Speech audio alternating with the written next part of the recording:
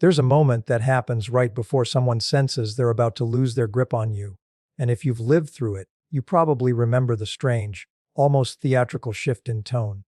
1 week they're distant, dismissive, barely present.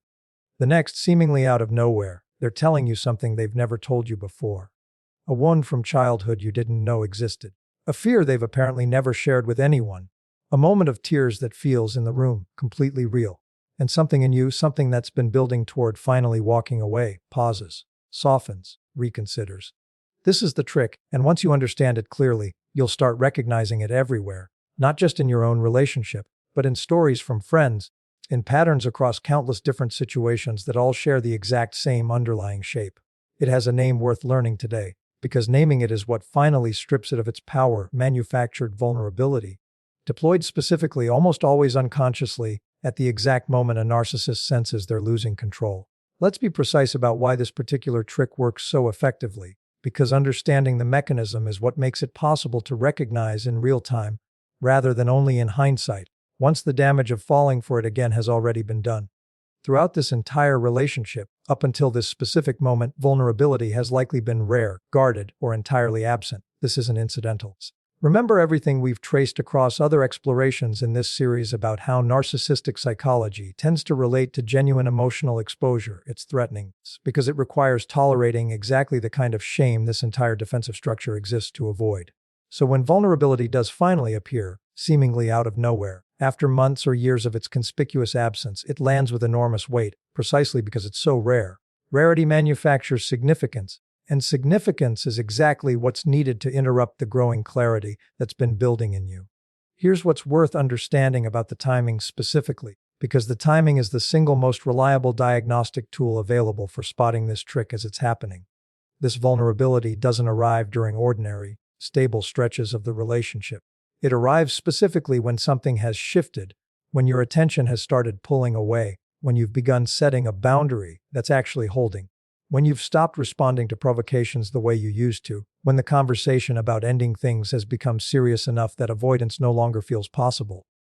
The vulnerability shows up exactly here, at exactly this threshold, and this precision in timing is not a coincidence, even when it doesn't feel calculated in the moment it's happening. This is worth sitting with directly, because it's genuinely uncomfortable to accept this doesn't necessarily mean the vulnerability is consciously, deliberately faked, constructed like a script with intent to deceive.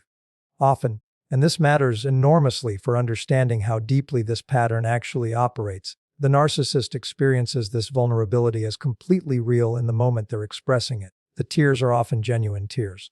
The fear of losing you is often a genuine fear. What's not necessarily genuine, or at least not reliable, is the underlying function this vulnerability is serving, whether consciously intended or not, reopening a channel of connection specifically, because that channel is about to close permanently, and closing permanently threatens something this psychology has never learned to tolerate without deploying some form of emergency measure to prevent it. Let's talk about the specific content this manufactured vulnerability tends to include, because it follows a remarkably consistent pattern across different relationships, different people, different specific circumstances. It almost always involves an origin story, some explanation rooted in childhood, in past trauma, in a formative wound that supposedly explains the difficult behavior you've been enduring throughout the relationship, a difficult parent, an earlier betrayal, a pattern of abandonment that apparently explains everything that's happened since.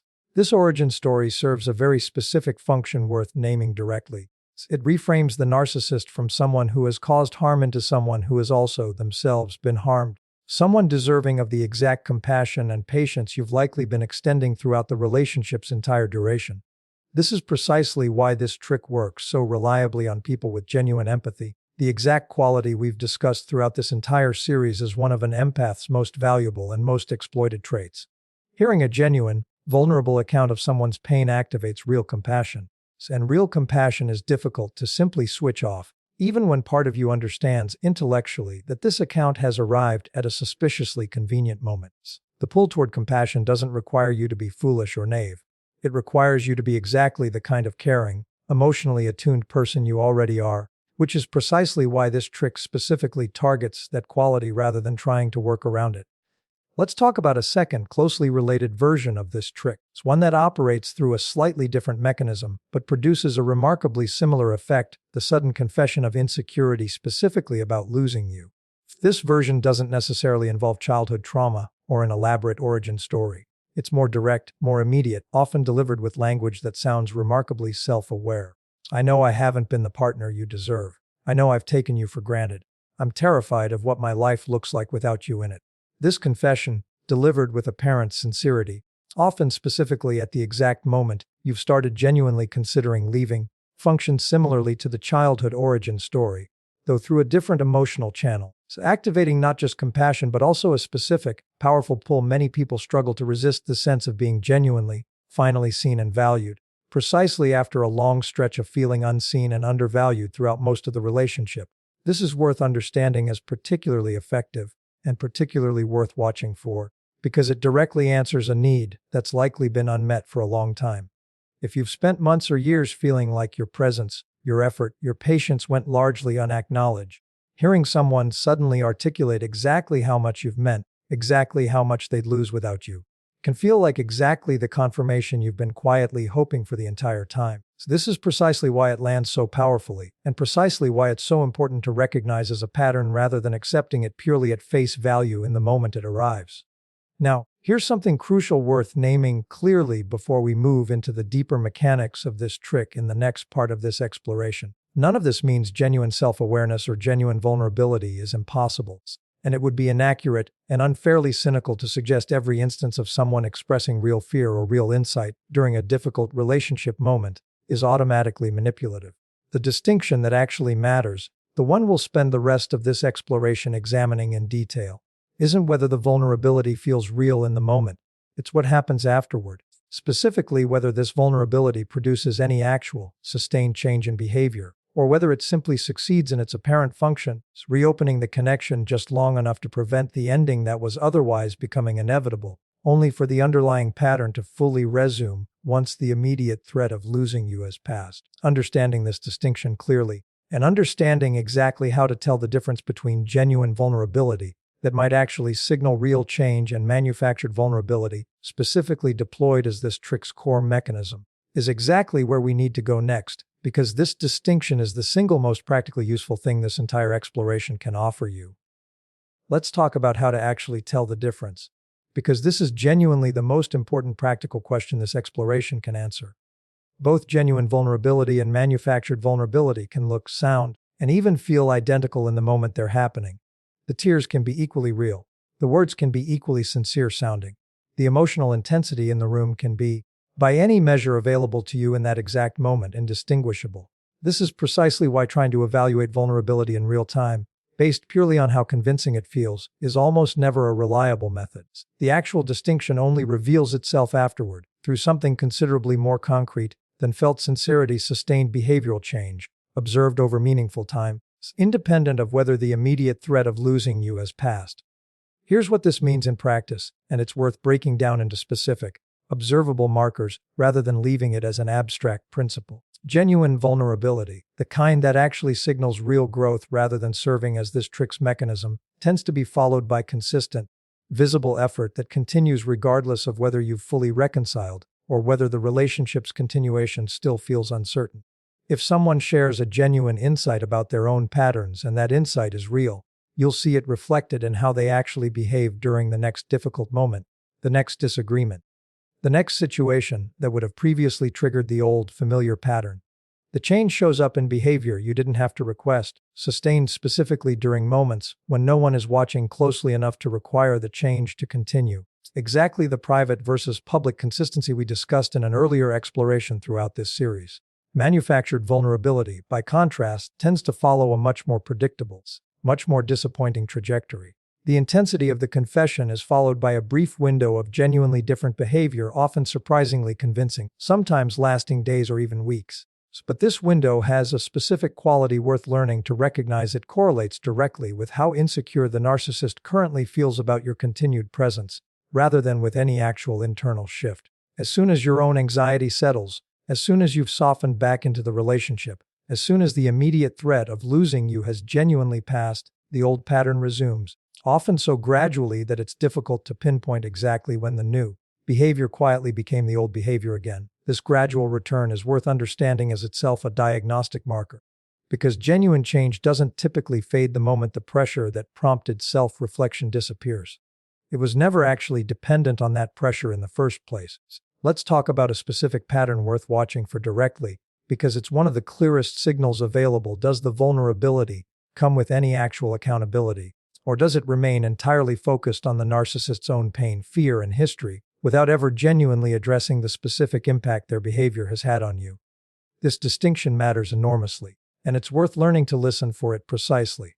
Genuine accountability sounds different from manufactured vulnerability, even when both are delivered with apparent emotion. Accountability includes specific acknowledgement of specific harm, without immediately pivoting back to an explanation that centers the narcissist's own suffering as the real subject of the conversation. Manufactured vulnerability almost always centers the narcissist's own pain, even when it's ostensibly about you, framing their fear of losing you, their own childhood wounds, their own insecurity, as the actual emotional center of the moment, subtly repositioning you, once again, into the role of comforter rather than the person whose hurt actually deserves primary attention. This is worth naming directly, because it connects to something we traced extensively in earlier explorations throughout this series regarding emotional redirection during conflict.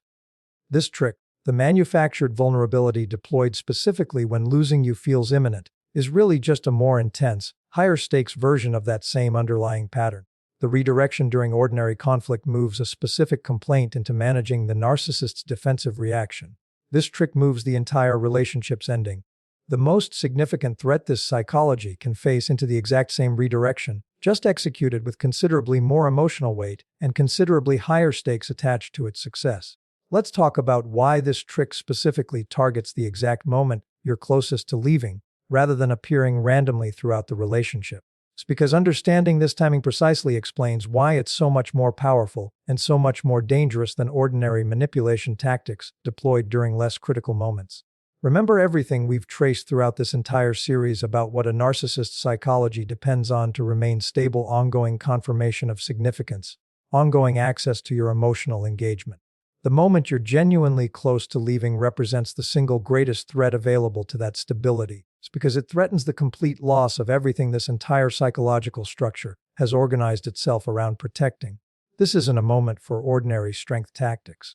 It's the moment that calls for the most powerful tool available, and manufactured vulnerability, precisely because it exploits genuine compassion rather than triggering defensive anger. Tends to be considerably more effective at this critical threshold than anger, guilt, or any of the other tactics that might work reasonably well during less severe conflicts, but tend to fail specifically when the stakes have become this high. This is worth understanding as the actual reason this specific trick earns the title of this entire exploration. The number one trick, deployed specifically and most powerfully at exactly the moment it matters most.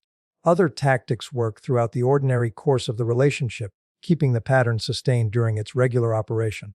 This one is reserved, whether consciously or not, for the moment of genuine crisis. It's the moment the entire relationship's continuation actually hangs in the balance, and its effectiveness at exactly this critical juncture is precisely why so many people find themselves back inside relationships they'd already genuinely decided to leave, sometimes multiple times, before finally recognizing the pattern clearly enough to interrupt it for good. This brings us to the final and most important part of this exploration, the one where we need to address directly what actually happens once you learn to recognize this trick clearly, how to respond to it in the actual moment it's happening rather than only understanding it in hindsight, and why recognizing this specific pattern, more than almost anything else we've traced throughout this entire series, tends to mark the genuine, lasting turning point for so many people finally able to leave and stay gone for good.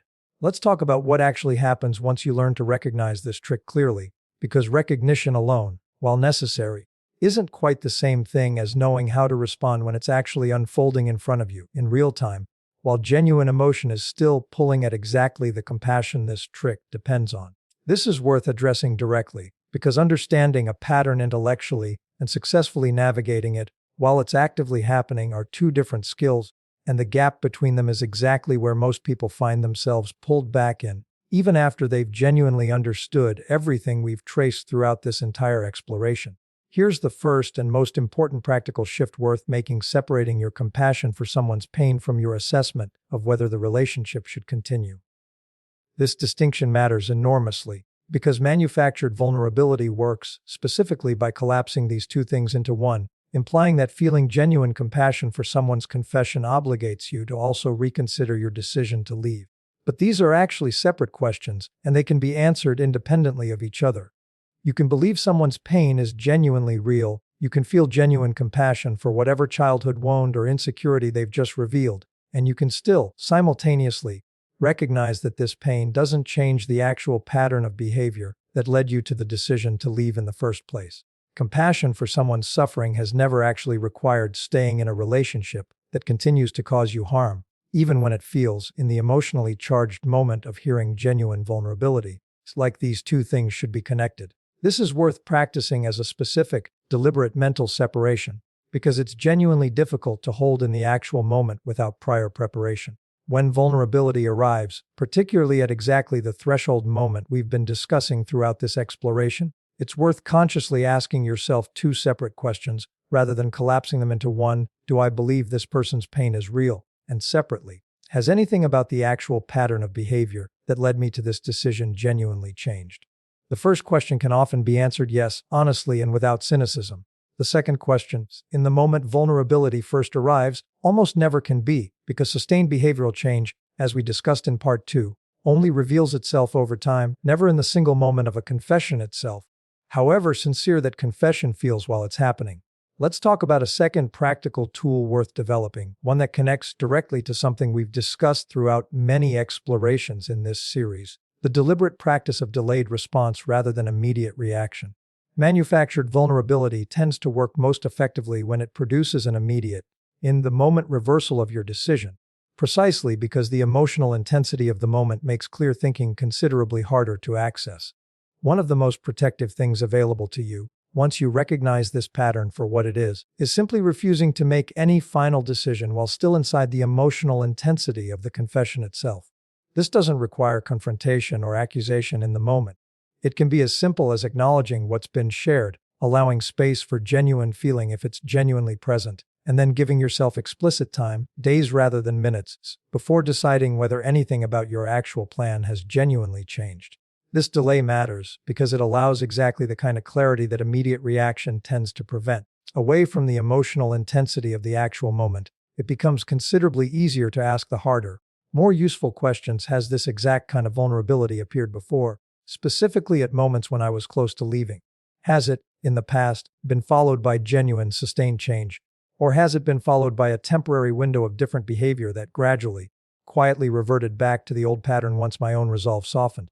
This kind of honest, retrospective pattern checking is almost impossible to do accurately while still inside the emotional pull of the moment itself, which is exactly why building in deliberate delay, even briefly, tends to be one of the most practically useful tools available for actually interrupting this specific trick in real time. Now let's talk about the deepest insight this entire exploration has been building toward, the one that ties together everything we've traced about manufactured vulnerability, its precise timing, its underlying function, and the specific tools available for recognizing and navigating it. This trick works, fundamentally, because it exploits a confusion between two things that feel identical in the moment, but are actually entirely separate: someone's capacity to feel real pain, and someone's capacity to actually change the behavior causing harm. These two capacities are not the same, and conflating them is exactly what keeps people returning to relationships that predictably, reliably continue the exact pattern that made leaving necessary in the first place. Someone can genuinely, authentically hurt and still be fundamentally unable, at least in this specific moment, and without considerably more sustained work than a single confession represents, to actually change the behavior driving that hurt. This is worth carrying forward as the single most important, most practically protective understanding available from everything we've traced throughout this entire exploration. The question was never actually whether their pain is real. Their pain quite often genuinely is. The question that actually matters, the one worth returning to every single time this trick resurfaces, whether in this relationship or, if the underlying pattern goes unaddressed, in some future one, is simpler and more useful. Has anything actually changed, demonstrated through sustained behavior over meaningful time? rather than promised through a single, emotionally intense confession delivered at exactly the moment losing you became a real and immediate threat. So if you've recognized this trick in your own experience, if you've found yourself pulled back, sometimes more than once, by a moment of vulnerability that arrived with suspicious precision exactly when you were closest to finally leaving, let this be what you carry forward from everything we've explored today. Their pain being real was never actually the question you needed answered.